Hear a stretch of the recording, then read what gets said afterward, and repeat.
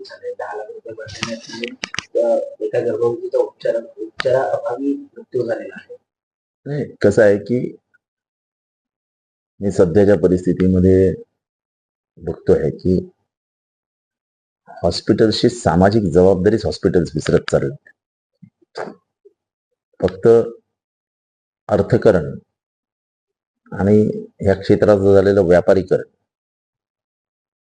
यामुळे डॉक्टर्स वैद्यकीय क्षेत्राचं जे पुण्याचं काम आहे, तुमची आर्थिक तोटा सहन करून कोणी मला काम करायला सांगत नाही.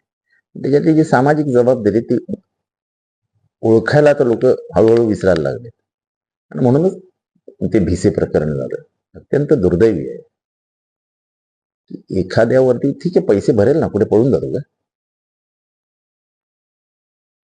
जे काय झालं ते माणुसकीला धरून नाही. आणि हे महाराष्ट्रात अनेक हॉस्पिटल्समध्ये चालतं आणि आमचा संबंध राजकारणात असल्यामुळे जास्त येतो हॉस्पिटल्सशी.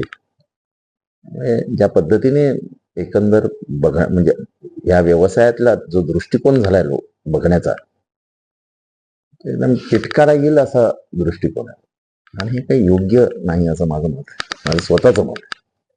आता 1 रुपया तत्वावरती अशा प्रकारच्या हॉस्पिटलला दिलं गेलं देखील अशा प्रकारचे नाही, असं आहे की ही जुनी पद्धत आहे की आपण सामाजिक सेवाभावी संस्थांना भूखंड स्वस्त दरात देतो, कारण का समाजाचं हित जपण्याचं काम त्यांनी करावं अशी अपेक्षा असते आणि हे केलंय. असं नाही की लोकांनी केलं नाही.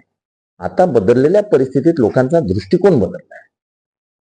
म्हणजे ज्या हॉस्पिटल्सना 1 रुपयाने, अशा अनेक हॉस्पिटल्स महाराष्ट्रात येते, हेच हॉस्पिटल नाही आहे, अनेक हॉस्पिटल्सना असे 1 रुपयाने तुम्ही भूखंड दिलेले आहेत.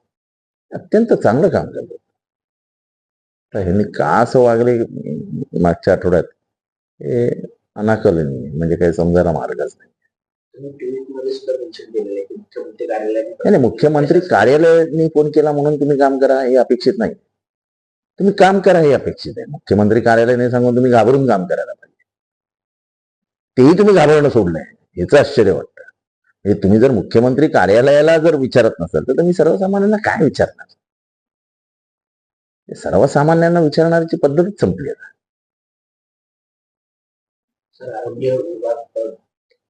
आरोग्य विभाग वगैरे हे काही सरकारी काम आहे असं माझं मत नाही. पण एकंदरीतच वैद्यकीय व्यवसायामधली जी सामाजिक बांधिलकी आहे ती जपली पाहिजेत असं माझं मत आहे. मात्र पाहिलं तर आता अहवाल येणार आहे, समिती गठीत केलेली आहे. अगोदर देखील कळलं असं त्या समिती गठीत होते, तो अहवाल येतो, तो जातो कुठे, तो अहवाल कसा मॅनेज होतो, कुठले डॉक्टर्स तो मॅनेज करतात. कळव्यामध्ये एवढी माणसं मेली, एका दिवसात 33 माणसं मेली. त्यांची प्रेत कशी ठेवली होती ती मी स्वतः जाऊन रात्री बघितली.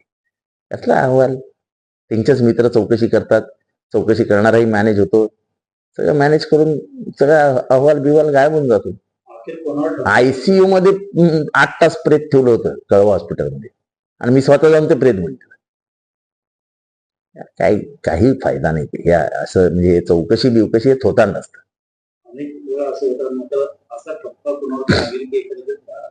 कोणावरही ठपका लागणार नाही, याच्यात सगळे निर्दोष सुटतील. गेलेली काही ती लहान बालकं आणि त्या कुटुंबाला झालेल्या यातनांची परतफेड काय होऊ शकत नाही आणि याला काय अर्थ नसतो.